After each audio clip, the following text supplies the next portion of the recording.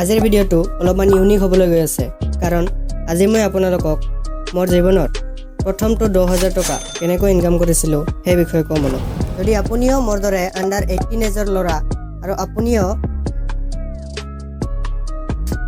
মোৰ দৰে এনেকুৱা ধৰণৰ ঘৰত থাকে, আপোনালোকেতো জানেই এনেকুৱা ধৰণৰ ফেমিলিত কিমানবোৰ সমস্যা থাকে। তথাপিও মই আজি আপোনাক মোৰ জীৱনৰ প্ৰথমটো 10,000 টকা কেনেকৈ ইনকাম কৰিছিলোঁ এই বিষয়ে আপোনালোকক ক'বলৈ ওলাইছোঁ।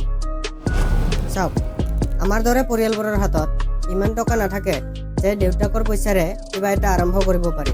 তো মই কি কৰিছিলোঁ, গাঁৱত যেতিয়া উৎসৱ পাৰ্বণত মেলা হয় তেতিয়া মই দেউতাকৰ পৰা 1000 টকা লৈ গাঁৱৰ মেলাত ফাষ্টফুডৰ দোকান দিছিলোঁ। কাৰণ আপোনালোকেতো জানেই ফাষ্টফুডৰ দোকানত বহুত লাভ, আৰু এনেকৈ 2-3খন মেলাত ফাষ্টফুডৰ দোকান দি মই প্ৰায় 10,000 টকা জমা কৰিবলৈ সক্ষম হৈছোঁ।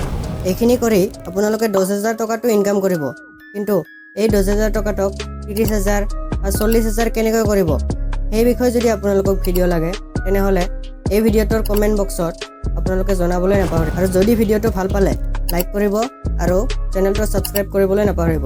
ধন্যবাদ।